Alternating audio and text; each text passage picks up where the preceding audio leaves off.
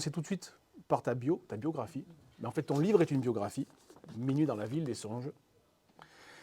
Tu as 75 ans, désolé, je commence par le plus Le plus difficile. Hein. Ouais, le plus compliqué. Mais tu es né à Marseille, ça va.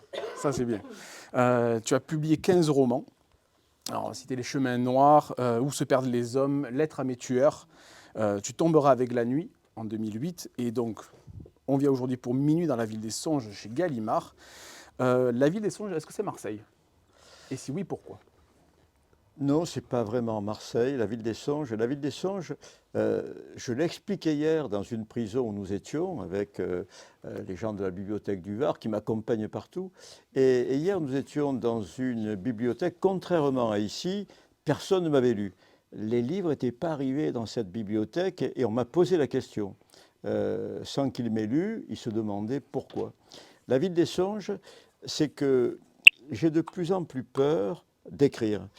Au début, il y a 40 ans, personne ne voulait de mes livres à Paris. J'ai envoyé des manuscrits. Je m'étais réfugié dans un petit cabanon du côté de Manosque qu'on me prêtait parce que je n'avais pas d'argent pour payer de loyer. Et dans ce cabanon, j'ai écrit pendant 7 ans. 7 ans, et j'ai envoyé mes manuscrits à Paris, où sont malheureusement tous les éditeurs. Je dis malheureusement parce qu'il y a un parisianisme dont j'ai souffert et je suis content que ma famille soit là parce qu'elle n'est pas à Paris, en tout cas, je ne l'ai pas trouvée à Paris. Et ces maisons d'édition m'envoyaient chaque fois 2 lignes. Votre manuscrit ne correspond pas à notre politique. Et donc j'écrivais, mais j'écrivais pour ma poubelle. Chaque fois que je finissais un manuscrit, je l'envoyais à Paris. Il était refusé par tout le monde. Je le mettais à la poubelle.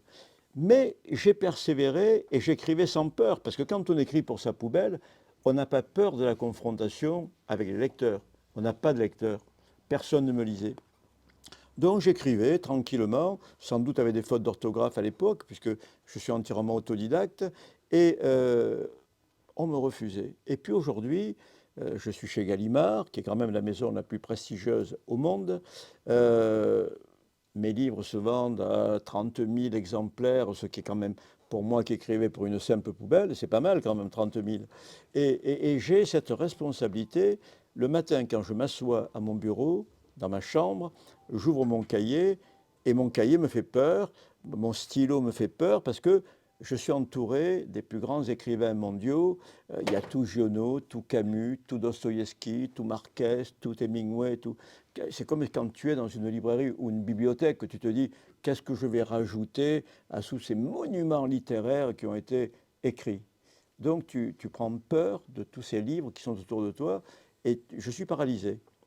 Alors, j'ai trouvé un moyen, enfin c'est mon subconscient qui a trouvé un moyen, entre minuit et 2 heures du matin, je me réveille, je ne me lève pas, je reste sous mes couvertures, je n'allume pas, et là, entre l'inconscient des rêves, l'inconscient c'est ce monde chaotique des rêves, hein, on ne sait pas trop ce qui arrive, les peurs, les désirs, et puis le cahier le matin, quand on boit le café, on est très réveillé, on est dans la conscience, et donc dans la peur d'écrire. Et entre minuit et 2 heures du matin, je suis dans la ville des songes, c'est-à-dire que j'écris sous mes paupières, je suis dans mon lit, j'ai les yeux fermés et j'écris des phrases entières avec des points, des virgules. Je continue le texte que j'ai commencé la veille et qui sera ma page suivante. Et quand je me réveille le matin, sous mes paupières, il y a tout, la page suivante, avec des points, des virgules, tous les mots sont là. C'est parce que quand on fait un métier comme moi depuis un demi-siècle, je suis comme un boulanger qui rêve de croissants, il fait des croissants en dormant. Ou il y a un prof de lettres, là, j'ai cru que c'était un adolescent tellement il paraît jeune, mais c'est un prof. J'imagine qu'un bon prof, il prépare ses cours la nuit, parce qu'il se dit, je vais être confronté demain à 30 élèves qui, des fois, sont un peu difficiles. Il prépare ses cours parce que la nuit, dans ce chien et loup, entre 2 eaux, entre l'inconscient des rêves et la réalité du jour, qui fait un peu peur. Parce qu'affronter une classe, c'est comme affronter son cahier. C'est une réalité qui devient de plus en plus dure. Et donc, moi, j'écris la nuit dans ce flottement. Débarrassé de certaines contraintes ou Débarrassé de toutes les contraintes, de la peur d'écrire, de la de peur se d'être tromper lu, aussi? de la peur de... et puis, comme on dit parfois au yoga, lâcher prise. Je suis comme dans une grande nuit de yoga, je lâche prise et les mots viennent facilement. Ils sortent à la fois de mes rêves, ils ont un pied dans mes rêves, un pied dans la réalité. C'est là que j'écris le mieux, la nuit, sous mes paupières. avec un café au lait. Et le matin, café au lait. Café au lait. C'est ce Café qui au lait. ressort dans le roman. Est-ce qu'on pourrait parler du début de Marseille, votre enfance dans les rues de Marseille, et votre rapport un peu conflictuel avec l'école, l'autorité? Ça, je n'avais aucun conflit d'abord avec l'autorité, j'avais un conflit avec les enfants du quartier. Les minots de mon quartier à Marseille se moquaient de moi parce que j'étais le seul à porter des lunettes, donc on m'appelait Quatre-Œils. Et quand tu es bossu, on t'appelle le bossu, le borgne, le bègue, le chauve, le nain, moi, Quatre-Œils. Voilà, cette différence pour moi est devenue un handicap. J'ai été blessé de ces moqueries parce que personne ne m'appelait René. J'arrivais le matin, alors ça va Quatre-Œils, comment tu vas Quatre-Œils? Et quand tu as 6 ans, j'étais peut-être un peu hypersensible, sans doute, hein. Quand on n'est pas sensible, c'est dur d'écrire des romans. J'étais peut-être un peu trop sensible et j'ai jeté mes lunettes. J'ai jeté mes lunettes dans une bouche d'égout et je suis revenu avec cette vue très faible avec laquelle je suis né. Je suis très hypermétrope. Enfin, là, j'ai été opéré de la cataracte parce que tu as dit mon âge, ne le répétons pas, mais j'ai été opéré de la cataracte et je vous vois à peu près sans lunettes. Enfin, euh, oui, je vois un beau tableau impressionniste avec des couleurs, des sourires. Enfin, c'est un beau tableau impressionniste. Et je n'y voyais pas, quand le maître me demandait de lire sans lunettes, je ne voyais pas les caractères d'imprimerie. Le maître pensait que j'étais un peu attardé parce que je ne voulais surtout pas qu'il s'aperçoive que j'avais des lunettes et que je ne les mettais pas. Donc il m'attrapait par l'oreille, il me jetait dans le couloir. J'ai grandi dans le couloir. J'étais toujours exclu dans le couloir. On pensait que j'étais un peu attardé. Et donc j'ai pris le goût du couloir finalement parce que dès que j'étais dans le couloir, je savais qu'il ne m'interrogerait plus et je retrouvais mon calme. Et puis ensuite, j'ai pris l'habitude, un peu plus tard, de ne pas rentrer à l'école, de traîner dans les rues. Toute la journée, je traînais avec les garnements. Donc on piquait un truc à midi pour manger, on rentrait à l'œil au cinéma, on a fait les 400 coups dans cette ville de Marseille. Donc c'est ma ville, c'est pas la ville des songes, mais c'est ma ville parce que toutes les émotions sont dans cette ville. Et puis ma mère était là. Quand je tenais la main de ma mère, c'est comme si je tenais le bon Dieu. Mais elle était beaucoup plus grande que le bon Dieu. J'avais tout quand j'avais la main. Elle m'amenait voir des films de Charlot, après on allait dans une pâtisserie. Tout ce que j'ai fait avec ma mère, j'ai été heureux. C'est quand j'étais dans la rue que c'était un peu plus dur. Mais quand tu es avec une maman ou un papa qui t'adore comme ma mère m'adorait, je me sentais immortel, je me sentais intouchable. Et j'ai vu que dans le roman, votre mère revient très très souvent, très affectueux. Et avec votre père, c'est plus factuel. Votre père, vous dites qu'il travaillait à l'usine, qu'il devait se lever tôt. Et il y a un moment qui m'a beaucoup plu, c'est quand vous faites l'école à la maison et que vous apprenez à danser à votre mère, que vous redécouvrez votre mère d'une autre manière. Oui, parce que ma mère était au foyer, donc elle préparait les repas, elle faisait le ménage comme toutes les femmes au foyer. Et j'ai eu ce rapport extraordinaire avec cette femme, elle me racontait tout. Et comme elle n'avait pas eu de jeunesse, comme beaucoup de femmes à l'époque, qui étaient passées de l'école au mariage, elle n'avait pas eu d'adolescence. Et elle était heureuse de me voir vivre mon adolescence.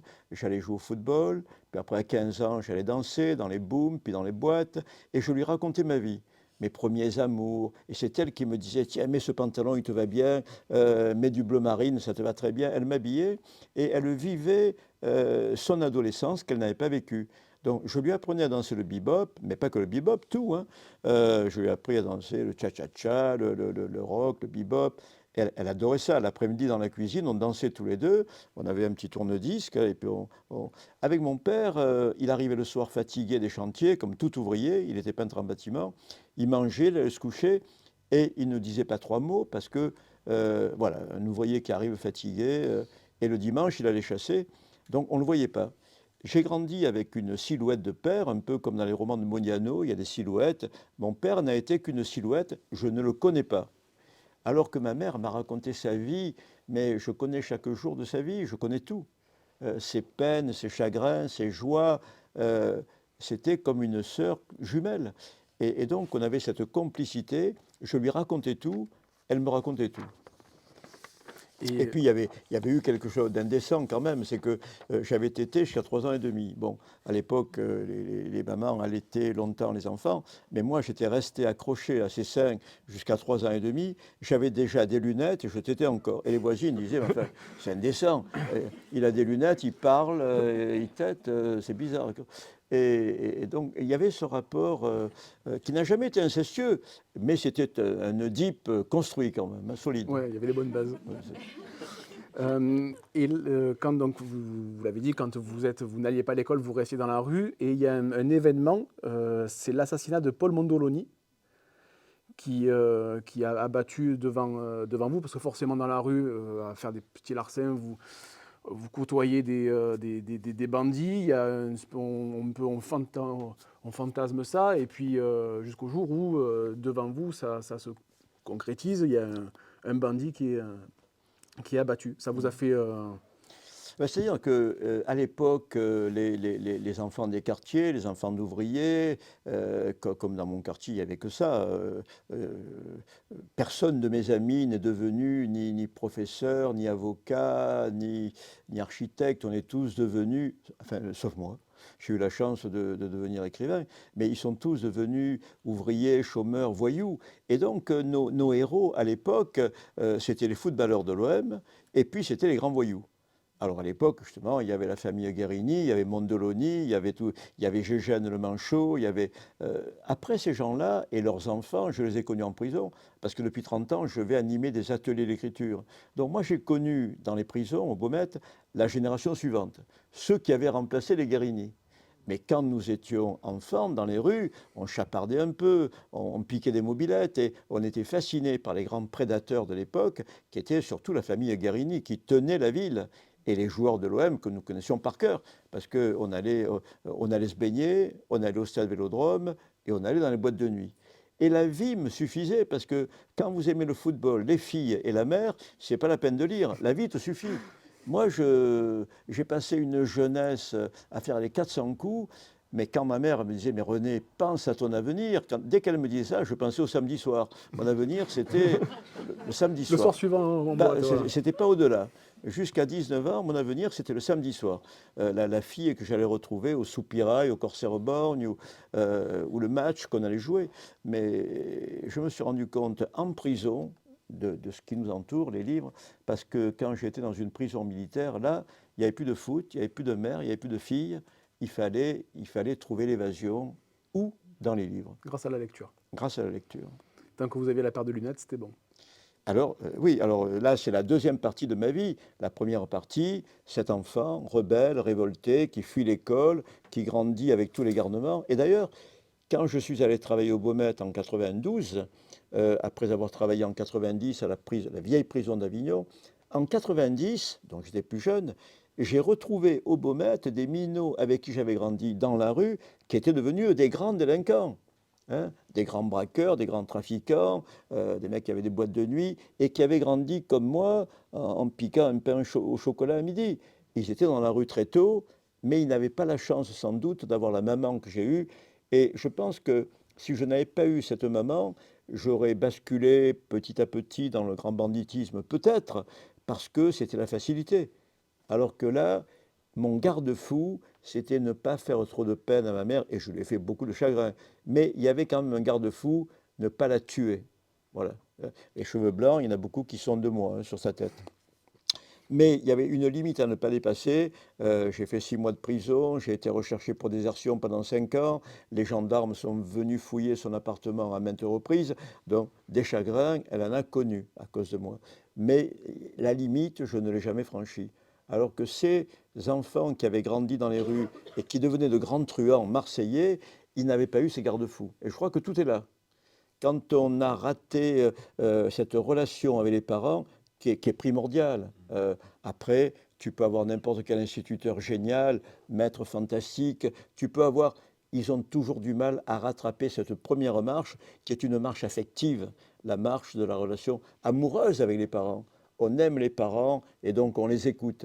Si les parents sont absents ou s'il y a une famille trop déchirée, c'est comme ça justement qu'on dérive vers le grand banditisme. Parce qu'il n'y a pas de limite, il n'y a pas de... Il n'y a pas de limite. Il n'y a pas de limite. Il n'y a pas le cadre, mais le cadre, il est avant tout d'amour.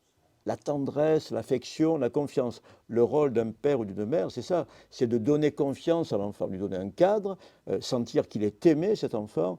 Sinon, il part en vrille très tôt. Et les professeurs ne peuvent plus rattraper. Oui, La première marche est en granit. Si la première marche familiale est solide, après, c'est facile pour les profs. Enfin, c'est moins difficile. Il faut avoir des bonnes fondations, comme dans une maison. Ouais. Petit moment sympathique, c'est la manière dont vous quittez l'école, le monde scolaire, sur un crochet du droit. Pas très sympathique. Ouais. Bon, ça m'a fait, enfin, ouais, j'ai rigolé, oui, j'ai souri. J'aurais pas aimé être à votre place, ça c'est sûr. Oui, oui. Et donc après, vous postulez à la poste de la SNCF, vous êtes recalé à cause de votre mauvaise vue. Mm. Et là, vous partez, Voyage. un long voyage Oui. vers Londres. Ben, c'est-à-dire que, oui, C'est je me courageux suis de... battu avec un directeur en troisième parce que il giflait énormément les garçons, il giflait pas les filles, il avait au moins cette délicatesse de ne gifler que les garçons, mais il nous giflait, ça claquait jusqu'à l'autre bout du lycée. Et ce jour-là, il a voulu me gifler devant toutes les filles quand on a 15 ou 16 ans. J'avais été beaucoup battu par les surveillants généraux, par les directeurs, mais là, être giflé devant des filles quand on a 15 ou 16 ans, et je me suis battu avec lui. Et bon, là, il m'a renvoyé définitivement, et je me suis retrouvé dans la rue, je me suis dit, c'est fini pour moi la scolarité, quand tu frappes un directeur d'école. Et je suis parti en voyage, et je suis arrivé avec 2 mois de retard au service militaire. C'est comme ça que j'ai été déserteur. Après ce voyage en stop à travers l'Europe, donc c'est une vie d'aventure qui a commencé. Quand tu quittes l'école très tôt et que tu es livré à toi-même, pour ne pas être nourri par ma famille, je suis parti voyager, je me suis toujours débrouillé sur les routes, hein, mais c'est l'aventure. Mais c'est à une époque où le travail était facile. À Londres, vous dites qu'il suffisait de franchir la porte d'un restaurant pour trouver du travail, pour vous dormiez dans les auberges de jeunesse. Il y avait du travail partout. Enfin, je ne cherchais pas du travail qualifié. J'ai fait 36 métiers dans ma vie, mais j'ai été plongeur, serveur souvent. J'ai travaillé chez les paysans, sur des chantiers. En Corse, j'ai eu la chance d'être disc-jockey. Je mettais les disques et je dansais dans une boîte de nuit pendant 1 an. Donc j'ai fait 36 métiers. Après, plus tard, j'ai fait pendant 10 ans l'infirmier en psychiatrie. Hein. Mais tout ça, dans ma vie, ça a rajouté des chapitres à mes livres parce que cette vie, un peu comme les écrivains américains, qui sont un peu chasseurs, pêcheurs, comme Jim Harrison, comme Steinbeck, comme Jack London, ils ont eu 2 vies. D'abord, une vie où ils ont été maçons, où ils ont été marcheurs, pêcheurs, aventuriers. Et je m'aperçois que je me nourris beaucoup de cette vie d'aventurier pour raconter des romans d'aventure. Et donc, vous faites Londres, vous venez en Espagne, parce qu'à Londres, il ne fait pas le temps que... Dès qu'il Pour a un fait Marseillais, froid, Londres, il faisait froid. c'est compliqué. Mm. Et par contre, c'est en Espagne où votre mère vous annonce que vous êtes incorporé et qu'il faut rejoindre... Le 150e. c'est ça, Verdun, je crois que c'est Verdun, Vincennes. Et là, d'un coup, c'est un peu la douche froide. Bah, la douche froide, pas vraiment, parce que moi, à 19 ans, j'étais très insouciant. Comme je l'ai dit, les copains, le foot, les filles. Voilà, ça se résumait à ça. Et j'arrive à l'armée avec 2 mois de retard, bronzé, j'arrivais d'Andalousie, les cheveux longs, et mon sac à dos, j'avais les cheveux jusque-là. Et donc, quand on voit mon papier d'incorporation, j'avais 2 mois de retard. Donc, je me suis retrouvé immédiatement dans une cellule. Je suis passé en procès à Metz et le tribunal militaire m'a condamné à 6 mois de prison. Parce qu'à l'époque, on n'avait pas encore connu mai 68. Donc l'armée qui avait perdu l'Algérie, le Vietnam, à peu près toutes les colonies, les militaires étaient aigris, surtout les sous-officiers d'ailleurs, les adjudants, les sergents-chefs, très très aigris. Et donc avec nous, les insoumis, les objecteurs, les déserteurs, les mauvais soldats, Oui, ils étaient féroces. Ils n'étaient pas tendres. Pas tendre.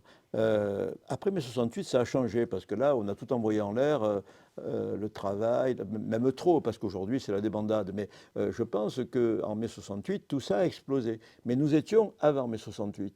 Et l'armée était très stricte et féroce. Donc, je me suis retrouvé pendant 6 mois dans une prison. Et c'est là que l'aumônier m'a apporté un livre. Je lui ai demandé des lunettes. Et avec ces lunettes, j'ai commencé le second grand voyage de ma vie à travers la littérature. Donc il y a maintenant des dizaines d'années que je lis presque, aujourd'hui j'étais dans un hôtel, là l'hôtel Kouros à côté, j'ai lu un bouquin dans la journée, mais je fais ça tous les jours. Alors que jusqu'à 19 ans, je n'avais pas lu une ligne. Donc le voyage a commencé avec ce petit appareil qu'on appelle des lunettes, j'ai mis ça sur mon nez, Et j'ai ouvert le livre de Giono, et ensuite j'ai lu tout ce qu'il y avait dans cette petite prison. Bon, il devait y avoir 200 bouquins, hein, mais j'ai tout lu. Quelques philosophes, des poètes, des écrivains très, très inégaux, parce qu'il n'y avait pas vraiment de choix. Mais euh, j'ai tout lu. Et c'est grâce à Giono et à Colline, c'est Colline C'est Colline. qui vous offre une révélation sur le monde de l'écriture et sur ce que vous allez devenir aussi. J'étais quand même presque. Je savais lire, bien sûr. Je lisais quelques articles dans les journaux, je lisais les caractères. Mais je n'avais aucune pratique. Donc c'est ce qu'on appelle un peu l'illettrisme. Je n'étais pas analphabète, j'étais un peu illettré. Et j'ai eu du mal à lire les premières pages de Colline, parce que Giono a un style quand même très particulier. Mais comme il a un style sensuel, très très vite, j'ai senti les odeurs, l'odeur des rivières, des tuiles chaudes. J'ai revu les images, ces fermes perdues sur les plateaux, dans ces grands déserts de lavande. J'ai vu les petites places l'été accablées de lumière. Je voyais tout, je sentais tout. Et quand tu es dans une prison, le premier jour, tu regardes le mur et c'est interminable. Le second jour, tu commences à tourner les pages d'un livre, les murs, le mirador, tout disparaît, tu es en Provence. Et tu ne vois plus les murs. Tu te balades sur les chemins. Tu es dans l'été, tu es dans l'hiver. Et donc, je me suis rendu compte du miracle de la lecture, Du pouvoir de la lecture. le pouvoir de l'imagination grâce à tout ce que les mots soulèvent en nous. Il m'arrive de regarder un tableau, d'écouter de la musique, j'aime beaucoup. Mais pour moi, les grandes émotions sont venues de la lecture à partir de ce jour. Peut-être que s'il y avait eu de la musique en prison, je me serais évadé en écoutant Mozart ou en écoutant Céline Dion, enfin n'importe quoi. Mais là, il y avait des mots. Et j'ai lu ces mots, et chaque mot soulevait une image et une émotion. Et je me suis dit, c'est un peu comme si le directeur de la prison m'apportait les clés de la prison. Le matin, Et vous je laissez partais en... promener. Oui, un jour j'ai dit à Bunel, il me disait qu'est-ce que c'est pour vous l'écriture. Et je lui ai dit, j'écris le mot gare et je monte dans un train qui n'existe pas. Et je fais le voyage. Tous les jours en prison, j'écrivais le mot port ou le mot bateau et je faisais le voyage. Et ça, c'est miraculeux parce que les autres dans les cellules à côté criaient, se battaient, s'insultaient, cognaient contre les portes. Moi, je m'asseyais le matin, j'ouvrais un livre et hop, je montais sur un bateau qui n'existait pas. Je partais en voyage. Quelle chance. C'est pour ça que je fais des ateliers d'écriture dans les prisons. Je leur dis, le seul beau voyage que vous ferez en prison, c'est pas la télévision, c'est pas le portable, c'est même pas le shit. Le vrai voyage, il est dans les livres. Et le message passe. Hein? Le message passe. Ben, ils passent dans des petits groupes. Moi, j'anime des ateliers dans des groupes de 12 personnes, au Beaumet et ailleurs. Il y a 30 ans que je fais ça. Ce que l'aumônier a fait avec moi, je le fais avec eux. Je leur apporte des livres, des cahiers, des sensations. J'ai mon petit bistrot littéraire dans plusieurs prisons. Donc, comme dans comme le matin quand j'arrive au bistrot à Manosque, que je commande un café et on parle de tout. On parle de l'OM, on parle de champignons, de la chasse, comme dans tous les bistrots. Et j'arrive en prison, on parle en buvant un café. Je rentre du vrai café, qui était interdit d'ailleurs jusqu'à 3 ans. Jusqu'à il y D'accord. a 3 ans, le café était interdit parce que c'est un excitant. Les surveillants fermaient un peu les yeux sur la fumette parce que pour ceux qui ont fumé un joint, vous savez très bien, ça vous endort un peu. Moi, quand j'avais 20 ans, je fumais un peu d'herbe et ça nous endort. Le café, c'est un excitant. Vous buvez 10 cafés, le soir, vous vous battez en prison. Et si vous fumez 10 pétards, le soir, vous dormez. Donc voilà, l'herbe est tolérée, le café ne l'était pas, parce que c'est un excitant. Et moi, j'apporte du vrai café. Bon, les gardiens me connaissent maintenant, je mange avec eux au mess, on se tutoie, donc ils me laissent rentrer le café. On boit un café, on parle de tout, comme dans un bistrot, on se raconte des blagues, on brise la glace, et ils arrivent avec leur cahier. Et ils commencent à me lire au bout d'un moment tout ce qu'ils ont écrit en cellule. Donc voilà, c'est transformer ces hommes qui n'ont pas eu la chance que j'ai eue d'avoir une telle maman. Ils sont nés parfois dans des quartiers encore plus violents que le mien, et leur apporter des mots dans un moment où ils sont entre parenthèses. C'est-à-dire, ils me disent, quand on est dehors, on a des vies de voyous. On a des voitures rapides, des grosses Audi, des Ferrari, des Porsche, et on roule à 200 à l'heure avec n'importe quoi dans la voiture, des armes, de la cocaïne, du shit. Donc, on n'a pas le temps de lire. Ce n'est pas notre préoccupation. Leur préoccupation, c'est de faire du fric, avec tout. en attaquant une banque, un fourgon, en montant des ballots de shit. Bon, voilà, ils vivent à 200 à l'heure. Donc, ils n'ont pas la place dans leur vie pour lire. Et là, condamnés à 10 ans, 15 ans, 20 ans, ils se disent comment je vais passer. Et je leur dis, commence à lire, tu trouveras mieux que dans le petit écran, dans un téléphone, ou commence à lire. Et certains viennent et se prennent au jeu. Donc, j'ai même trouvé des détenus qui écrivaient de mieux en mieux après 3-4 ans d'atelier. Et je les aidais à écrire un livre, je leur trouvais un éditeur, et ils sont devenus écrivains. Et donc, quand ils sortent de prison, après, j'ai fait publier, je le racontais hier à la prison où j'étais, j'ai fait publier un gars qui avait créé la French Connection, Jean-Claude Kella, un minot de Toulon, qui est devenu un très gros voyou, mais il était très malin. Il a appris l'anglais à Miami pour installer la French Connection, alors qu'il sortait des quartiers.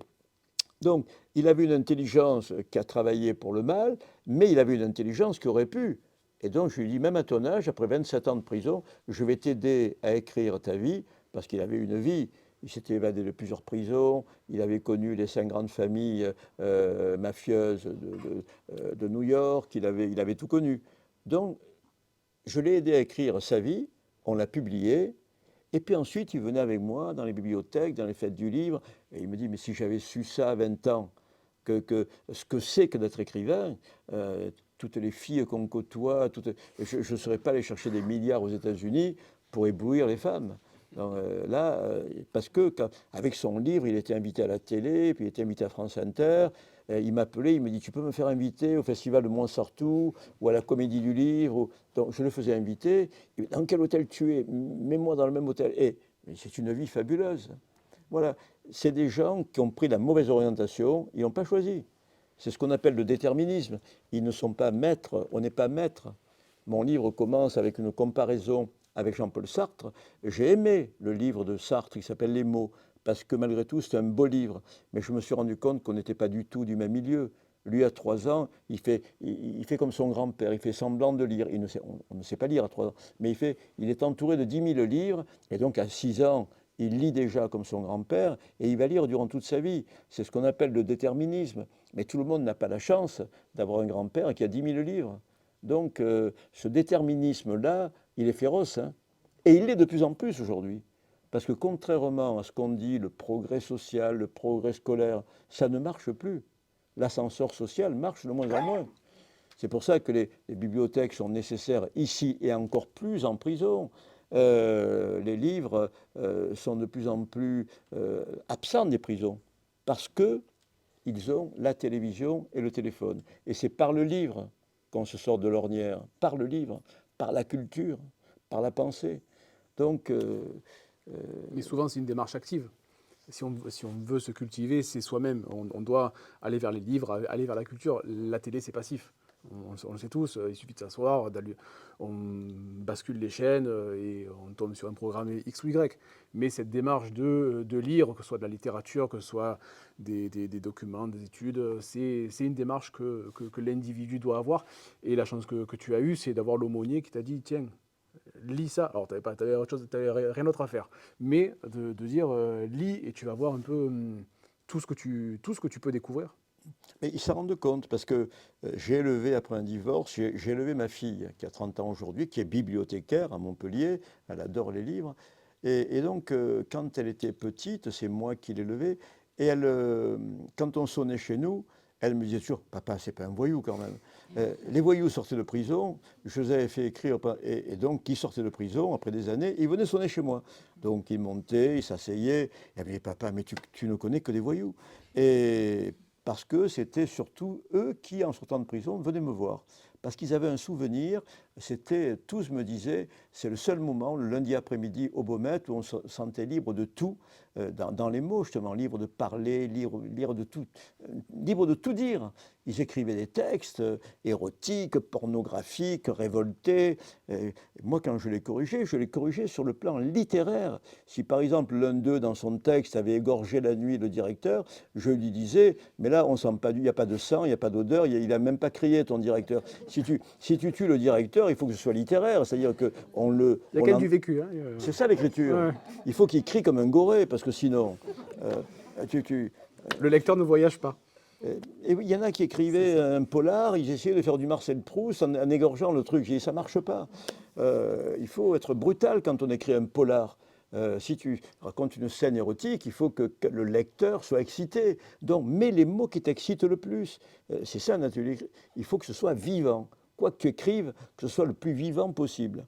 Et donc, ça leur plaisait beaucoup, parce qu'ils se sentaient libres de tout dire. De tout Il n'y a dire. plus de contraintes.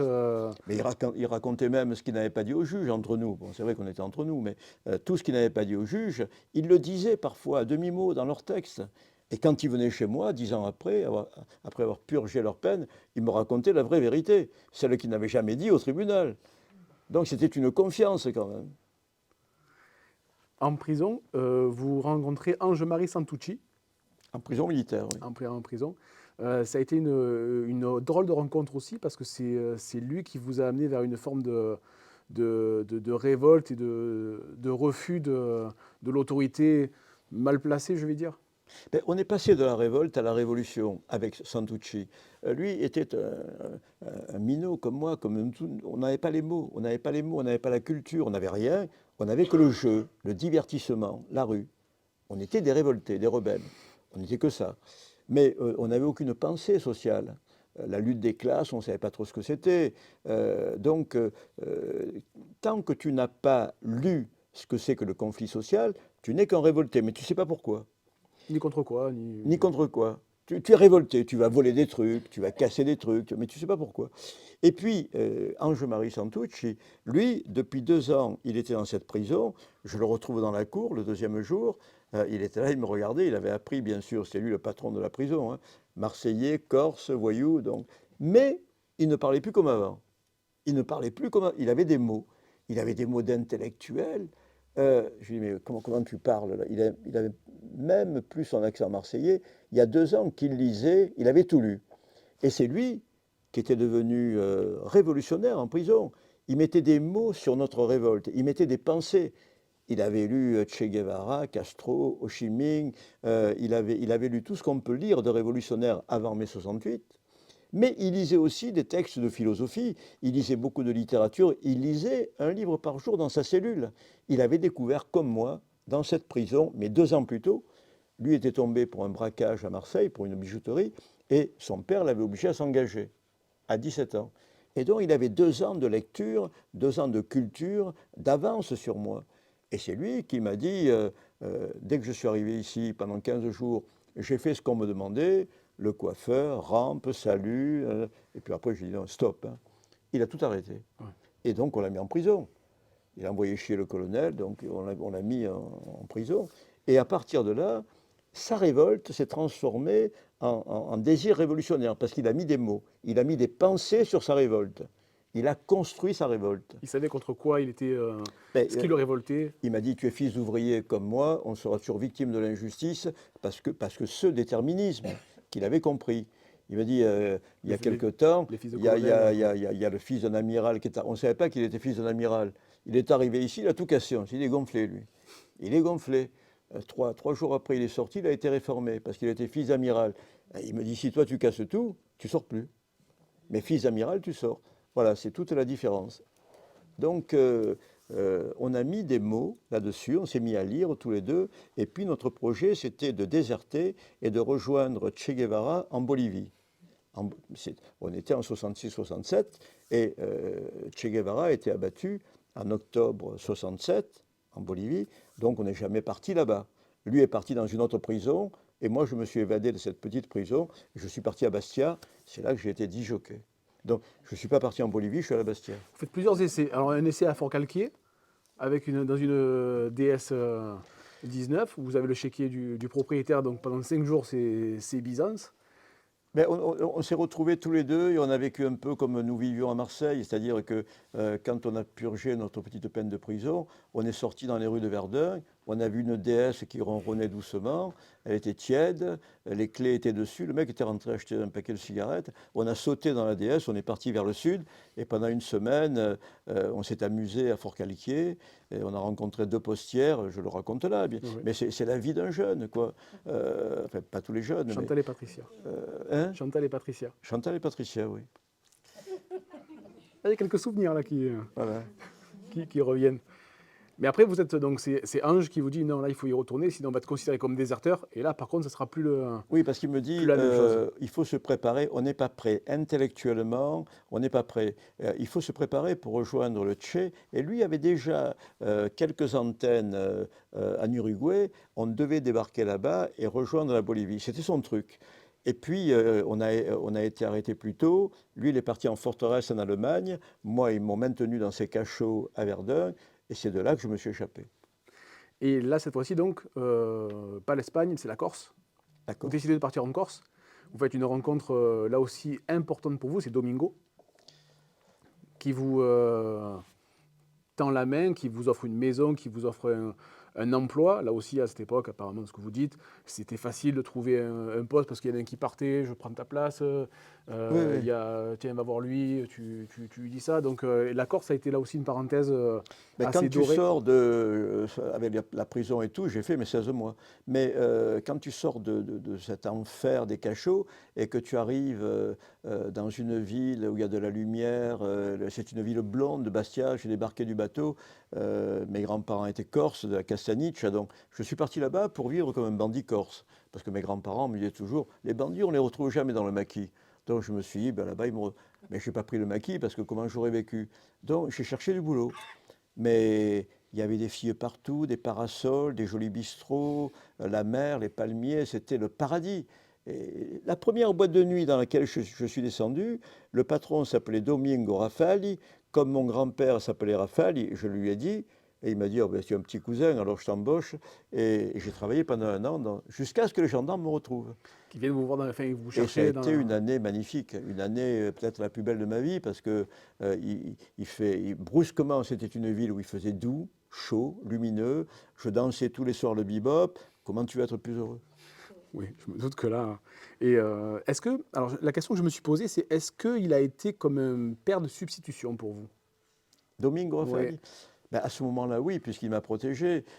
C'était un gros voyou, lui, comme tous les gros voyous qui tiennent des boîtes de nuit. Lui, il avait une boîte de nuit, il en avait d'autres. Je n'ai jamais demandé ce qu'il faisait, ça ne me regardait pas, mais c'était un voyou. Et comme tous les gros voyous, ils s'entendent bien avec les commissaires, hein. C'est les petits voyous qui s'entendent pas avec la police, mais les gros voyous. Le commissaire venait le mardi soir et il me dit, le commissaire descend tous les mardis soirs, tu lui serviras un ou deux casas, tu ne le fais pas payer, je m'arrangerai avec lui. Et il a dû dire au commissaire, c'est mon petit cousin, il a un petit problème, déserteur pour un commissaire, il s'en foutait le commissaire, hein. Ouais. Donc je lui ai servi son casa gratos et il partait. Le commissaire ne m'a jamais embêté. C'est les gendarmes qui m'ont retrouvé un an après. Parce que je me souviens d'adieux déchirants avec Domingo. Donc quand les gendarmes viennent vous chercher dans la maison, que vous lui dites à Domingo, il faut que je parte, et là il y a des adieux assez poignants avec cet homme. Ben, il avait été comme un père, c'est vrai qu'il avait 20 ans de plus, il m'avait protégé, il m'avait prêté une maison qu'il avait sur la colline qui avait brûlé, donc elle n'était pas très confortable, hein. Je me lavais dans un lavoir devant la porte, mais ça fait rien. Il m'avait prêté sa maison, il me donnait un petit salaire pour mettre les disques, donc c'est une année inouïe. Et d'ailleurs, je lisais, puisqu'on est quand même dans un débat littéraire, je lisais toute la journée au bord du maquis, dans ma maison, qui était la plus élevée de Bastia, au-dessus du quartier Saint-Joseph. Et toute la journée, je lisais. C'est là que j'ai découvert Freud, Dostoïevski, tous les grands écrivains, au bord du maquis. Et puis à 6 heures du soir, je me lavais devant la maison, dans la fontaine, et je descendais prendre mon métier dans la boîte de nuit. Quelle vie. Et ensuite, par contre, donc là, les gendarmes viennent, vous décidez de partir. Là, vous faites l'Italie, la Grèce, Istanbul, l'Albanie, la Turquie. Et par contre, vous avez un moment d'arrêt. Vous ne pouvez pas aller plus loin. oui. Vous vous effondrez et vous faites demi, vous faites marche arrière. Mais Qu'est-ce qui s'est... c'est-à-dire pourquoi que mon stop? j'avais fait plus d'un an à l'armée sans voir ma mère, puis j'ai fait plus d'un an à Bastia sans voir ma mère, et je suis parti quelques mois vers la Turquie sans voir ma mère. Et c'est la personne au monde à laquelle je pensais le plus. Je pensais tout le temps à ma mère, et elle m'écrivait, je lui donnais des postes restantes où elle m'écrivait, à Bastia, Istanbul ou ailleurs. Donc nous avions une correspondance, mais je ne la voyais pas, je ne pouvais pas la serrer dans mes bras, lui parler, elle me manquait de plus en plus. Une maman que tu aies 60 ans, elle te manque très vite. Donc elle me manquait de plus en plus. Et j'avais dans l'idée de suivre un peu les hippies de l'époque jusqu'à Katmandou. Donc j'ai pris la route un jour à Istanbul et je me suis arrêté à Ankara. À Ankara, les camions ne me prenaient pas. J'étais dans un quartier plein de poussière, en construction. C'était hideux. Et j'étais triste parce que je pensais à ma mère et j'ai éclaté en sanglots. Le quartier était désert. J'étais seul dans cette ville, Ankara. J'ai éclaté en sanglots. J'avais 21 ans, peut-être, ou 22. Et j'ai traversé la route et j'ai fait du stop dans l'autre sens. Et je suis rentré à Marseille. C'était trop. Ouais. Je suis rentré pour la serrer dans les bras et je suis allé voir ma mère. Je suis resté 2, 3 jours avec elle. Mais comme les gendarmes venaient toutes les semaines Oui, vous fouiller ne sa pouvez pas maison, rester là. j'ai été obligé, bien sûr, de partir. Mais j'étais pas très loin d'elle. On se voyait discrètement. Vous dites tellement une toute petite phrase qui m'a beaucoup plu, on ne dit jamais assez le mot maman. On ne dit jamais assez le mot maman quand elle est vivante. Moi, c'est mon seul regret. Pourtant, j'ai fait les 400 coups. Mais mon seul regret, c'est les dernières années de sa vie. J'étais encore jeune. Elle est morte il y a 30 ans. Et j'étais encore un peu trop dans la vie. Et je ne l'ai pas appelée souvent. Mon seul regret, c'est de ne pas l'avoir invitée assez au restaurant, au cinéma. Parfois, elle m'appelait, elle me disait: René, j'ai fait un gratin de courgettes ou j'ai fait un gâteau de riz. J'adorais les gâteaux. Viens manger avec moi. Oui, je viens, maman. Et j'y allais pas. Et c'est un regret parce que maintenant, j'adorerais aller manger un gratin, un gâteau. Et il n'y en a plus. Malheureusement. Ensuite, vous découvrez le monde psychiatrique. Mm. Vous réussissez tout ce que vous entreprenez. Il y a un concours, vous réussissez. Et donc, vous êtes élève infirmier dans un hôpital psychiatrique à un moment où c'était assez méconnu du grand public. Et là, vous avez eu là aussi toutes sortes d'expériences Mm. avec ce monde-là, à qui vous faites aussi découvrir la lecture, totalement par hasard, en lisant Sous un arbre. Ça a été là aussi un moment assez... Une double expérience parce que j'ai été embauché comme homme de ménage, c'est-à-dire comme une femme de salle, comme une aide-soignante. Je n'avais pas le bac, je ne pouvais pas espérer. Donc pendant un an, j'ai fait le ménage, je changeais les draps, je donnais la douche aux malades et tout. Mais en même temps, j'étais beaucoup plus près d'eux que quand j'ai été infirmier, parce que tu es toujours parmi eux quand tu fais le ménage. Et donc j'ai observé énormément ces psychotiques, ces malades mentaux. Puis comme les infirmières me voyaient toujours avec un livre de poche dans la blouse, elles m'ont dit: passe un petit concours. J'ai passé ce concours, je suis devenu élève infirmier et j'y suis resté près de 10 ans. Et là, j'ai appris énormément sur l'être humain, mais j'ai appris sur la tolérance aussi. Parce que comme j'étais toujours recherché, j'étais quand même toujours révolté et même révolutionnaire. Et là, en observant la maladie mentale, ça m'a rendu plus tolérant. Je me suis rendu compte qu'en chacun de nous, il y a des forces mystérieuses qui agissaient au-delà de la fracture sociale. Il y avait des forces mystérieuses qui agissaient et qui faisaient de nous des gens déséquilibrés, pervers, névrosés, psychotiques. Donc ça m'a ouvert un monde que je ne connaissais pas, le monde de la folie, qui est une autre partie de nous-mêmes, le monde de l'inconscient. Et en lisant justement Freud, Lacan, tous les antipsychiatres, Jung, j'ai lu des centaines de livres qui avaient trait à la psychiatrie et à la psychanalyse. Et ça m'a ouvert une autre porte, et c'est peut-être ce qui a ébranlé ma notion de la vérité.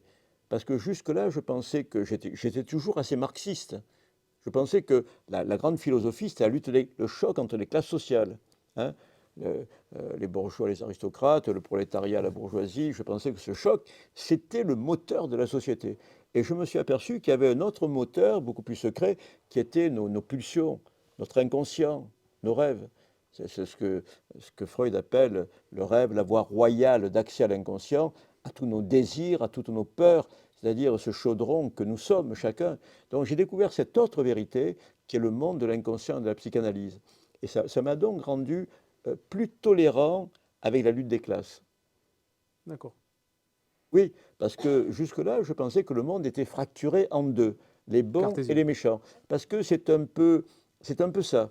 Quand on est trop dans ce combat manichéen, très vite, il y a les bons et les méchants. Et on s'aperçoit que la vérité est beaucoup plus diffuse, beaucoup plus souple, beaucoup plus volatile. Et donc, la psychanalyse m'a rendu plus tolérant. Malheureusement, la vie vous rattrape.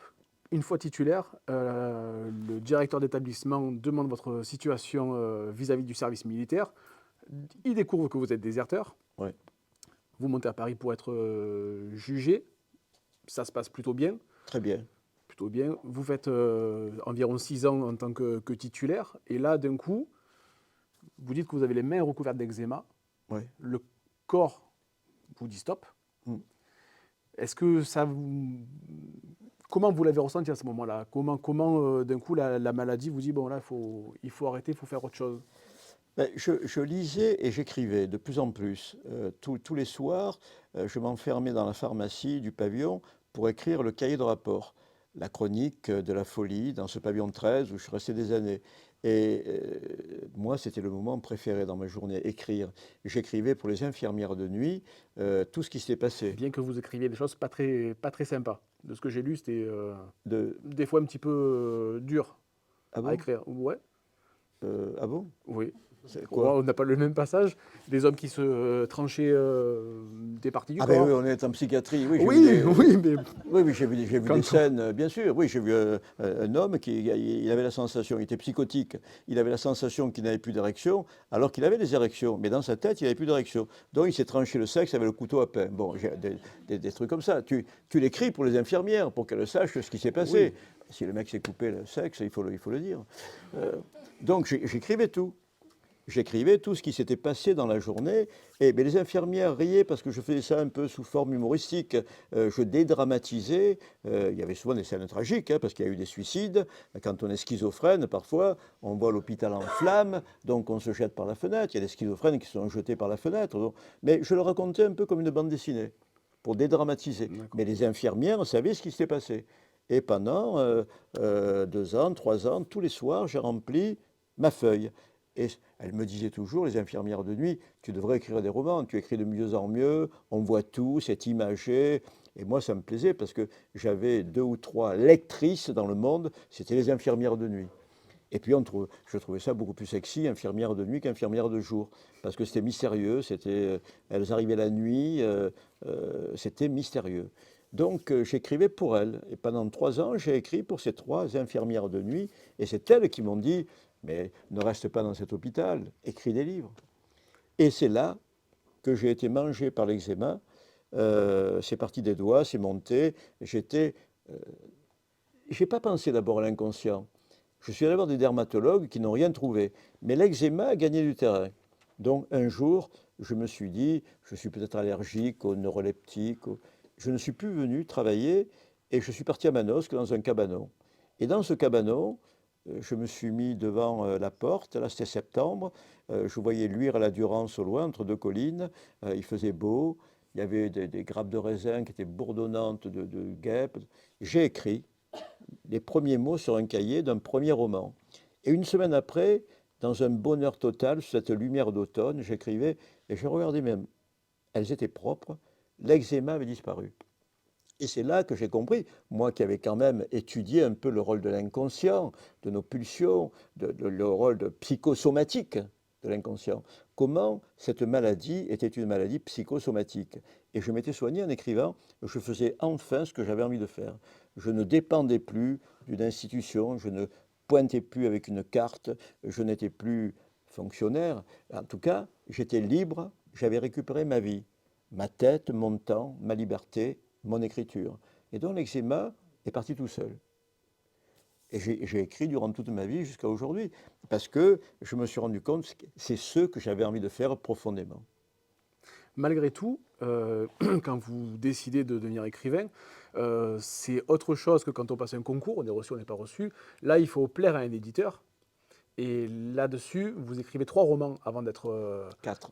4, dont un qui n'a jamais vu le jour, qui est quelque part, ou à la poubelle.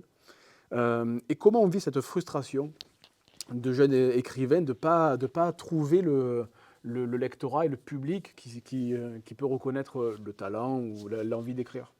La psychiatrie, donc, m'avait apporté une forme de tolérance, et là, j'ai retrouvé quand même plus qu'une révolte, presque une haine, parce que j'écrivais avec tout mon cœur. Quand tu fais un boulot avec tout ton cœur et qu'on te dit oh, c'est moyen, mais vraiment j'écrivais avec passion, hein. Je mettais tout ce que j'avais de plus cher, de plus beau, de plus intime, de plus violent sur mon cahier. Et puis on m'a envoyé une ligne comme ça, et j'ai retrouvé une forme de rage. Et je me suis rendu compte que en France, il y a ce qu'on appelle ce parisianisme, cette petite société repliée sur elle-même, avec ses renvois d'ascenseurs. Ils sont tous un peu journalistes à Paris, éditeurs, écrivains. Ils vivent ensemble. Ils s'autoproclament, ils se décernent les prix. Moi, chaque fois que j'ai été sur un prix, là, bon, le prix du Var, on verra bien, ça, j'en sais rien. Mais c'est un prix démocratique. Il n'y a pas plus démocratique qu'un prix où les lecteurs arrivent, prennent un livre. Tout à l'heure, j'ai rencontré une lectrice qui m'a dit, voilà, moi j'ai lu les 3 livres. Alors, je ne vous donne pas son diagnostic, mais elle m'a dit, j'ai lu, et j'espère qu'ils sont nombreux à lire les 3 livres, parce que personne ne me connaît, donc pourquoi choisir le mien plutôt qu'un autre? On choisit le meilleur, son préféré. Là, ce sont des prix littéraires. Il faudrait faire ça dans tous les départements, mettre des livres dans toutes les médiathèques, enraciner la lecture dans les médiathèques, et ensuite les gens votent. Si tu as le prix, c'est que tu le mérites. Parce que moi, je n'ai payé personne. Si je n'ai pas le prix, c'est que je ne le mérite pas. Mais les prix littéraires, chaque fois que j'ai été sur une première sélection, que ce soit le Fémina, l'Interallié, mais je gicle tout de suite. Je ne fais pas partie de la famille. Hop, je sors tout de suite. Là, jusqu'au bout, je resterai sur les présentoirs. J'ai une chance sur 3 d'avoir le prix, mais je sais qu'il est profondément démocratique. Et si on me dit c'est pas toi qui l'as eu, c'est un autre, je n'aurai rien à dire. Il n'y a pas de prix plus démocratique. J'ai eu quelques prix comme ça parce que c'est tout le monde qui vote. Et ce n'est pas des journalistes qui votent. Tu ne peux pas être juge et parti. Ce sont des journalistes littéraires qui sont à la fois journalistes et écrivains qui critiquent. Donc c'est sûr qu'ils sont dithyrambiques avec les copains. Et si tu n'es pas un copain, ils ne parlent pas de toi. Tu ne peux pas être juge et assassin. Si tu es l'assassin, tu ne peux pas te juger toi-même. Eux, ils sont juges et assassins. Ça ne peut pas marcher. Du coup, c'est de Noël qui vous offre votre première parution. Le gars, vous l'envoyez bouler au téléphone. Vous pensez que c'est le cardiologue qui vous refait une blague, donc du coup, vous raccrochez au nez. Mais il m'a fait une blague, le j'avais un voisin qui m'invitait parfois, il voyait bien que je mangeais mal. Cardiologue qui avait beaucoup d'argent, belle maison, mais il m'aimait bien. Donc le dimanche, j'allais manger chez le cardiologue. Et un jour, je n'avais pas l'électricité dans mon cabanon, mais j'avais le téléphone. Le téléphone sonne, j'entends une voix qui me dit « Je suis directeur chez Gallimard, j'ai adoré votre manuscrit Les Chemins Noirs, venez nous voir, on vous fait signer un contrat. » Et je lui dis « Mais j'arrive !» Et j'entends un éclat de rire. C'est le cardiologue qui m'avait fait un truc. Mais ça vous vexe, ce qui est Non, normal. pendant 30 secondes, j'ai été écrivain. Il y a 7 ans que j'attendais de devenir écrivain. Pendant 30 secondes, j'y ai cru. Tu te rends compte, je lui ai dit, ça ne marchera jamais. Donc, je ne suis plus allé voir le cardiologue. Et 2 mois après, mon téléphone sonne et un gars me dit, Monsieur Frény, bonjour, je suis directeur littéraire chez De Noël. J'ai adoré, j'ai passé ma nuit avec Les Chemins Noirs, j'aimerais bien vous publier. Et moi, j'ai dit, va te faire enfoirer. Je ne reconnaissais pas la voix du cardiologue, mais je me suis dit, il est à l'hôpital, il veut s'amuser, c'est un externe qui m'appelle. J'ai cru que c'était encore un canular. Le téléphone ressonne. Et je voudrais parler à René Frény.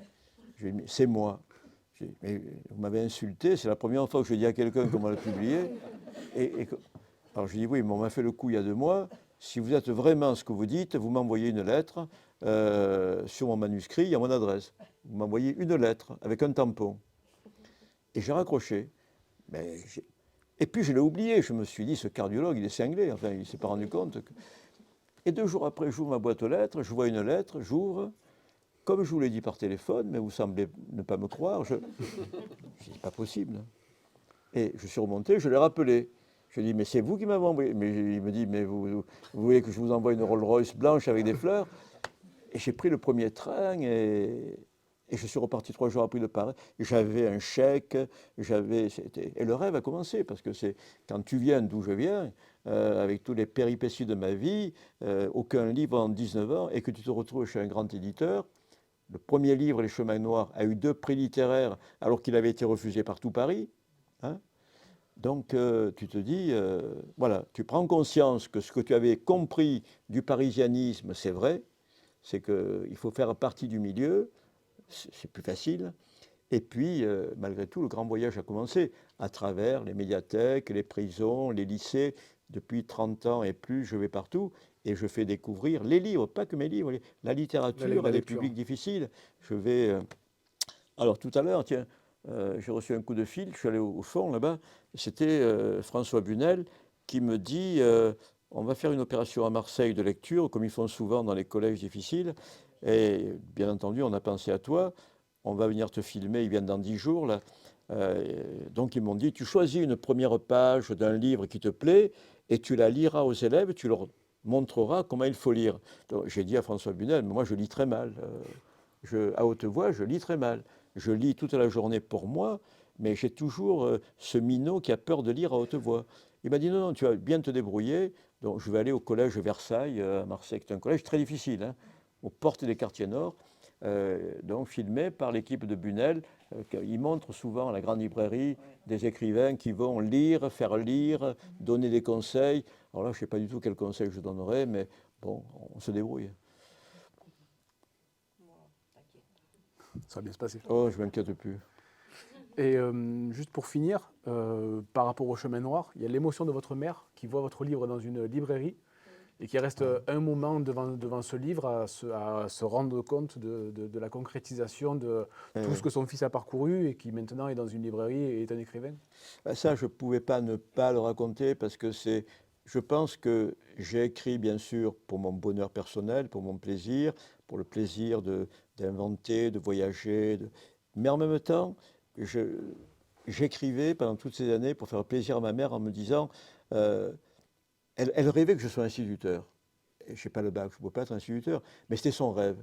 Elle me disait, tu es assez intelligent pour être enseignant, pour être instituteur, et bon, je n'y arrivais pas. Mais c'était son rêve. Vous avez été surnommé le professeur. Et alors, oui, quand Mais j'étais c'était. dans la marge, comme les filles à Manosque me Vous voyaient lire tout le temps, elles m'appelaient le professeur. Mais je n'étais pas n'étiez pas professeur du tout. professeur. Et donc, quand j'ai publié mon premier roman, Les Chemins Noirs, j'habitais Manosque, ma mère aussi, et il a été en librairie, en vitrine. Et ma mère m'appelle le lendemain, elle me dit, René, je suis passé dans la rue Grande, et tout d'un coup, je vois ton livre, Les Chemins Noirs, avec ton nom, René Frény. Elle me dit, mais mon cœur s'est arrêté. Je me suis réfugié dans un porche, en face. Tout l'après-midi, j'ai regardé ton livre. Elle me dit, mais c'était le plus beau jour de ma vie. Le plus beau jour. Tu avais fait quelque chose, parce que pour elle, un écrivain, c'était Victor Hugo. Elle n'avait pas lu beaucoup d'écrivains. L'écrivain, pour elle, c'est Victor Hugo. Donc, si j'avais publié un livre, c'était que j'étais un peu Victor Hugo. Et elle me dit, j'ai regardé ton livre tout l'après-midi, mais j'étais heureuse. Mais personne ne l'a acheté, elle me dit. Parce qu'elle pensait qu'il n'y en avait qu'un dans la vitrine. Mais elle me dit, personne n'a acheté. Mais ça fait rien, j'étais heureuse. Et rien que ça, je me dis, ça valait le coup d'écrire. Et ça vaut encore le coup d'écrire, parce que même si elle est ailleurs, au ciel, elle me voit. Nos mères nous voient. On vous surveille. René, merci beaucoup. Merci. J'allais venir aux questions. Il y a juste une question, puisque j'ai lu l'ouvrage avec plaisir. Vous me racontez que durant votre enfance, c'est votre mère qui vous lisait des passages de grands romans comme Les Misérables ou encore Le Comte de Monte Cristo. Et quand on connaît l'histoire d'Edmond Dantès, qui est prisonnier au château d'If et qui devient érudit en quelque sorte au contact de l'abbé italien, est-ce que vous, à Verdun, dans la prison, où là vous apprenez à lire, où vous cultivez véritablement, est-ce que vous avez eu la sensation de vous comparer à Edmond Dantès? Ou est-ce que vous êtes senti un petit peu comme lui à ce moment-là? Est-ce que vous en avez eu conscience? Les deux personnages auxquels je m'identifiais, c'était Jean Valjean et Edmond Dantès. Jean Valjean qui s'est du bagne de Toulon, qui monte à Digne, et puis bien sûr Edmond Dantès qui, grâce à l'abbé Faria, dans ces souterrains qu'il creuse toutes les nuits, l'abbé Faria lui apprend les langues, lui apprend la philosophie, lui apprend tout. Et j'avais l'impression que les livres, c'était pour moi l'abbé Faria. Pas simplement le curé qui m'apportait des livres, mais qu'il y avait dans cette prison cette atmosphère entre Edmond Dantès et l'abbé Faria. Bien sûr, on fait directement le parallèle. Et je suis un peu l'abbé Faria dans les prisons où je vais. Je leur apporte des évasions, des mots, une forme de pensée, d'émotion. Au moment Peut-être que si Edmond Dantès était resté capitaine de bateau, il n'aurait pas ouvert un livre. Mais là, ils sont en prison. Et c'est le bon moment pour devenir l'abbé Faria, leur abbé Faria. Merci. Est-ce qu'il y a d'autres questions? Vous avez été super sage. J'ai jamais eu une classe comme ça. Bonsoir, merci hein, pour ces soirées. Là, c'est du temps et on voit que vous vous régalez quand même. Hein. Mais c'est plaisant d'être avec des amis, parce que moi je vous considère, si vous êtes venu ce soir, comme la plupart ne me connaissent pas, c'est que grâce au livre, nous sommes déjà des amis. Oui, voilà. Je voulais vous demander par rapport à moi, ça m'a beaucoup fait réfléchir à la possibilité de se cacher, de fuir à cette époque et de réussir à se cacher, que ce soit en Corse, que ce soit à Aix, que ce soit... Est-ce que vous pensez qu'aujourd'hui, on peut encore se cacher? Ben, j'ai connu des grands voyous qui se sont cachés des années en France. Certains quittaient le pays, s'évadaient de prison. J'ai connu des grands évadés, des grands voyous qui s'évadaient et qui partaient, mais certains restent en France. Mais Alors, toujours, toujours. même à notre époque, avec toutes les caméras, tout ce que... Mais oui, parce que ils vivent en doublette. La doublette, c'est vous achetez les papiers d'identité, les voyous savent très bien où trouver des papiers d'identité. Vous trouvez quelqu'un qui a votre âge et vous prenez ses papiers d'identité. Et donc, vous vivez sans que cette personne le sache. Lui, il fait refaire ses papiers d'identité et vous vivez sous son identité. Lui ne sait pas que quelqu'un vit sous son... Et les gros voyous font comme ça. Ils vivent en doublette, sous une identité d'emprunt, mais bon, ils vivent comme tout le monde. Hein? Mais sans être un grand voyou. Si on, Un petit voyou? Au début, là, c'était juste, vous vouliez pas aller à l'armée, quoi. Enfin, Ben moi, quand j'ai déserté l'armée, je suis repassé à Marseille et un copain du quartier m'a donné ses papiers. oui. Il s'appelait Philippe Montes. Je me suis appelé pendant 5 ans Philippe Montes. Je vivais avec des faux papiers. Les voyous vivent avec des faux papiers. Ouais, même les petits voyous. Voilà. Ben, c'est-à-dire que les voyous, il suffit de te faire pousser. Si sur les photos sur lesquelles on te recherche, tu n'as pas la moustache, tu mets une paire de lunettes et personne ne te reconnaît. C'est ce qu'a fait Mesrine pendant des années, et c'était le voyou le plus recherché de France, Mesrine. Et c'est dur, il est dur à reconnaître sur ces photos trafiquées. Donc, non, il y a encore la possibilité, malgré... Oui, bien sûr. De s'enlever, Bien sûr. Mais les caméras de surveillance, elles vont surveiller l'homme le plus recherché. À l'époque, Ivan Colonna, des gens comme ça. Parce que là, toutes les polices, les photos sont dans les commissariats, on recherche 3-4 personnes les plus recherchées.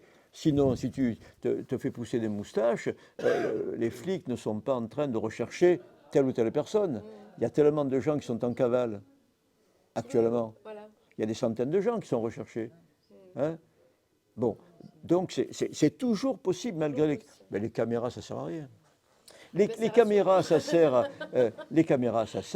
à arrêter un jeune qui a fait un braco au centre Leclerc ou à tel endroit, qui a piqué une voiture sous la caméra. Ça sert à ça. Mais quelqu'un qui est recherché, les grands voyous aujourd'hui, ils préparent des grands braquages, ils font venir des tonnes de cocaïne, mais ça, personne ne sait qui c'est. C'est le petit voyou qui se fait choper parce qu'il fait une bêtise sous la caméra.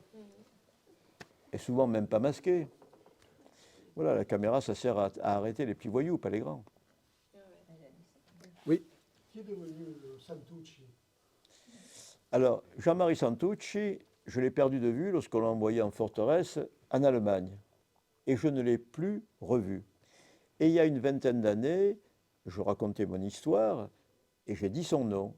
Et 2 détenus des Baumettes, qui étaient des gros voyous, m'ont dit, on l'a connu en centrale, eh bien ce que tu dis de lui, il le faisait en centrale. Le matin, il sortait un peu en promenade, il allait faire du sport, et l'après-midi, il reste dans sa cellule, il lit.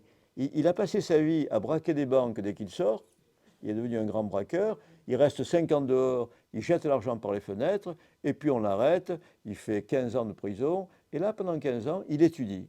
Voilà. Il a toujours vécu, comme je l'ai connu, un vrai marginal, un vrai révolté, c'est vraiment un rebelle, hein, mais il doit être très très cultivé aujourd'hui. Un personnage.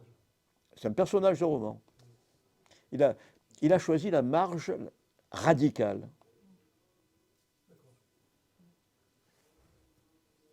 Pas d'autres questions? Bon, oui.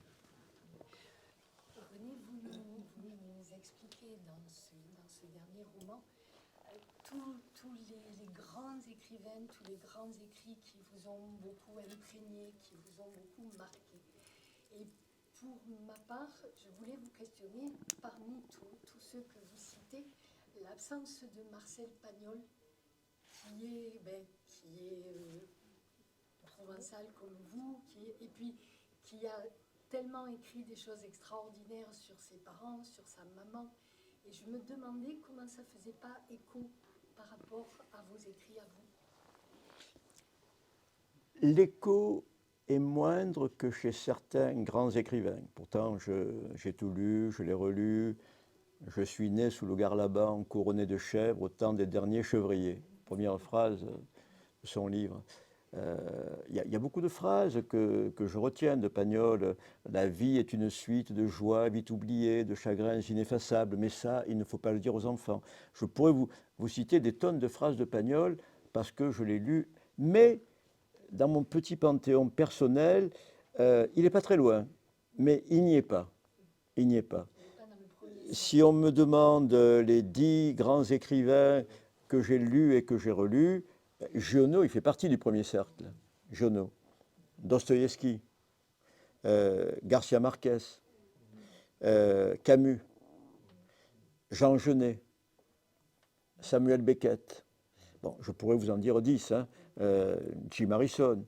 Voilà. Mais Marcel Pagnol est aux portes de ce panthéon. Je l'aime beaucoup. Mais ce n'est pas celui... il a sa petite musique, ce qui fait un écrivain.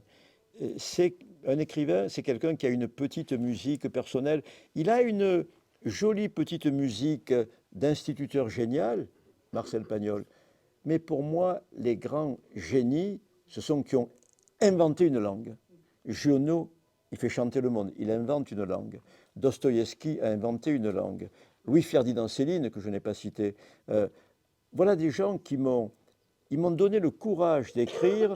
Louis-Ferdinand Céline, par exemple, il dit « Écrire, c'est dégoupiller une grenade et la balancer sous la coupole de l'Académie française, faire exploser la grammaire. » Et moi, qui avais plutôt peur de la grammaire à 19 ans, parce que je la connaissais mal, quand j'ai lu « Voyage au bout de la nuit » ou « Mort à crédit », je me suis dit « Mais ce type, il écrit comme on parle dans les bistrots. » Je croyais que c'était ça.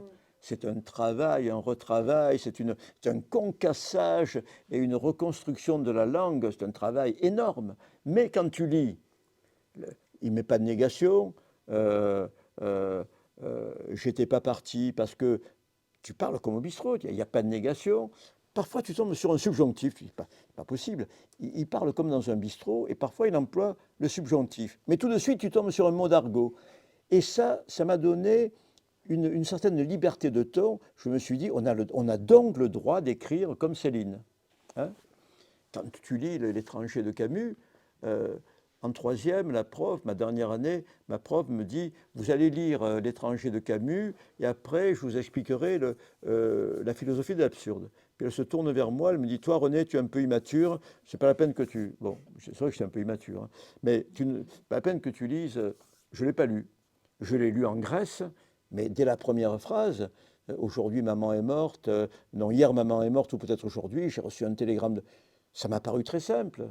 J'ai lu d'un coup en faisant du stop et je n'ai pas vu d'absurde. Tout me touchait, tout était clair, limpide. Et donc j'ai lu Camus durant toute ma vie parce qu'il me nourrissait un peu plus que Pagnol. Et quand j'ai découvert les créatures de Samuel Beckett, Malone, Molloy, toutes les créatures de Samuel Beckett, ou les clochards de Jean Genet, les vagabonds de Jean Genet, la prison de Jean... J'entrais dans un autre monde. Voilà. Ce sont des gens qui sont capables de construire un autre monde. Et tu entres ou tu n'entres pas. Parce que moi, il y a des chefs-d'œuvre dans lesquels on m'a toujours dit « Sous le volcan est un chef-d'œuvre ». Je ne suis jamais arrivé à le terminer. Je reconnais que c'est une écriture très... Je ne suis jamais arrivé au bout. Ulysse de Joyce, des vrais amateurs de littérature m'ont dit « Je ne suis jamais arrivé à terminer Ulysse de Joyce ». C'est très personnel, la littérature. On entre ou on n'entre pas. Hein, mais tous les gens que j'ai cités, non seulement j'y suis rentré, mais je les ai lus durant toute ma vie. Et ce qui fait un grand livre, un livre immortel, c'est que on le lit une première fois, on est bouleversé, donc on y revient, on le lit une seconde fois, une troisième, et chaque fois on découvre des choses qu'on n'avait pas vues la première fois. Parce que c'est tellement riche dans le style que tu découvres des pans de ce livre que tu n'avais pas vus. Un peu parce que tu as vieilli, tu as pris une autre maturité, donc ton regard sur le livre est différent 5 ans plus tard. Mais le livre est tellement riche que tu découvres, un peu comme dans une forêt, tu crois connaître la forêt, et chaque fois que tu entres, tu vois des choses différentes. C'est ça un grand livre. Un grand livre, c'est une forêt. Elle se redécouvre tout le temps. Donc c'est vrai qu'on n'avait pas abordé, on a abordé ma vie longuement, mais c'est important d'aborder aussi la littérature, parce qu'aujourd'hui, depuis 40 ans, c'est ça ma vie.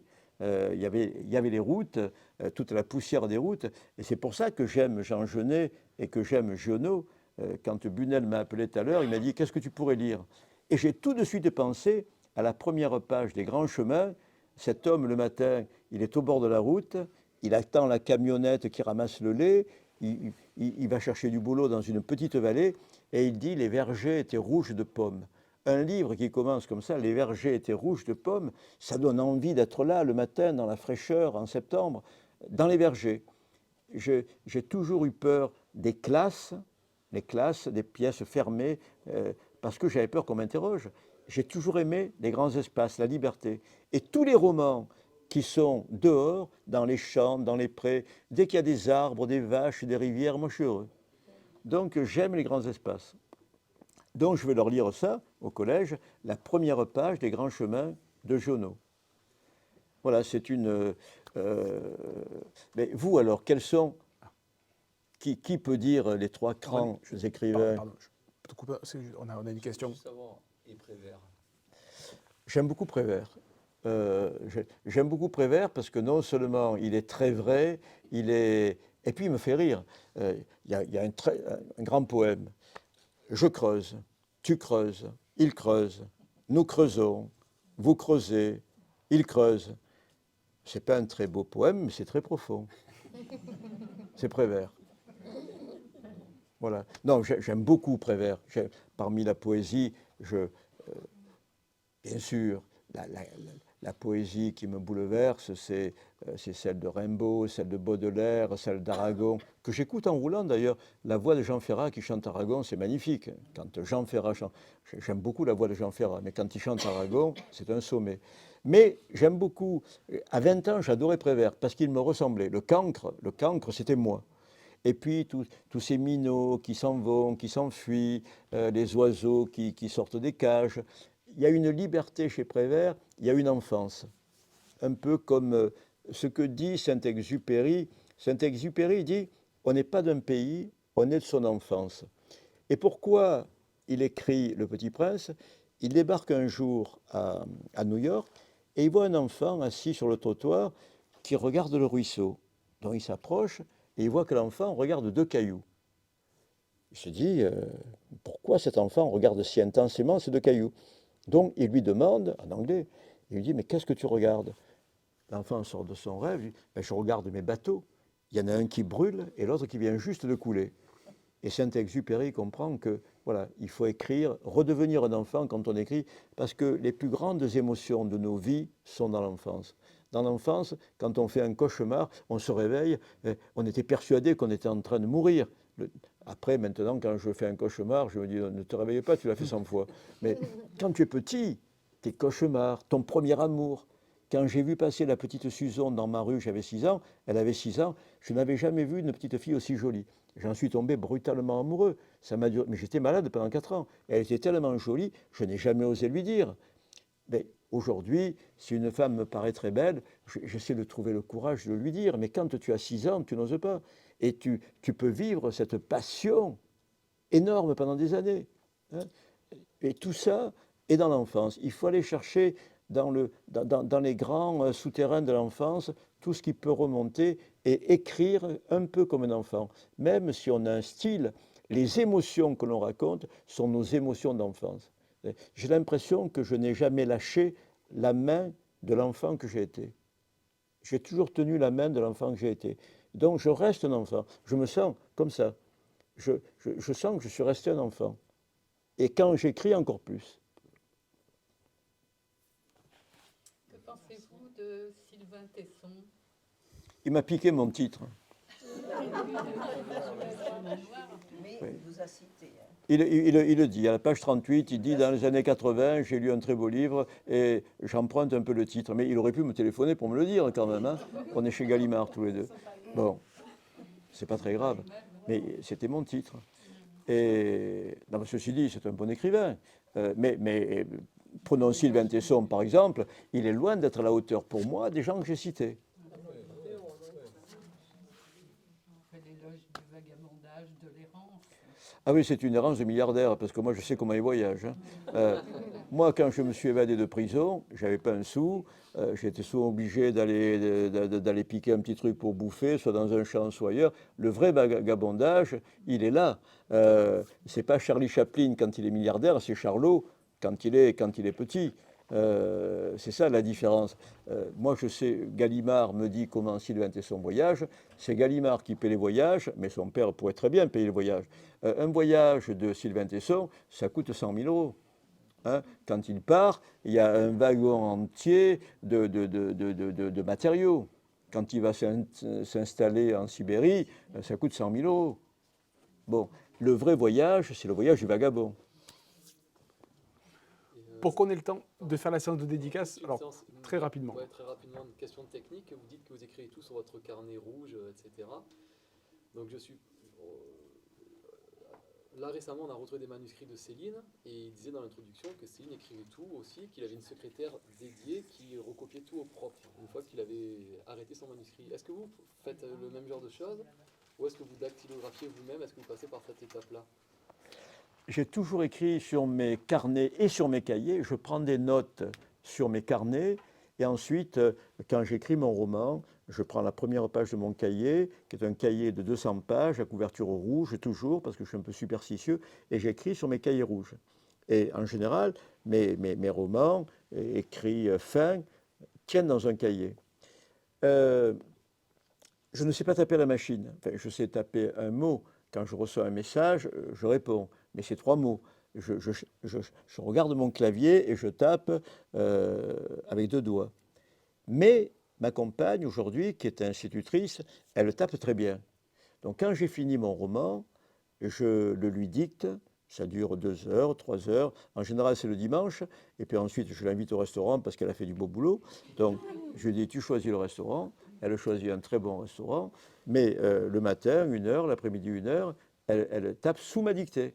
Mais à une allure, je lis lentement. Je lis l'homme attend la nuit, puis il se glisse dans le parc, la lune. Bon, à cette allure, elle tape comme une secrétaire. Et comme elle est institutrice, elle fait très très peu de fautes d'orthographe. Donc c'est elle qui tape mes manuscrits. Moi, je ne sais pas taper. Je vais arrêter là pour qu'on ait le temps de passer à la séance de dédicace. René, merci beaucoup et merci à vous d'avoir Merci écouté à vous l'entretien. tous. Merci. Merci.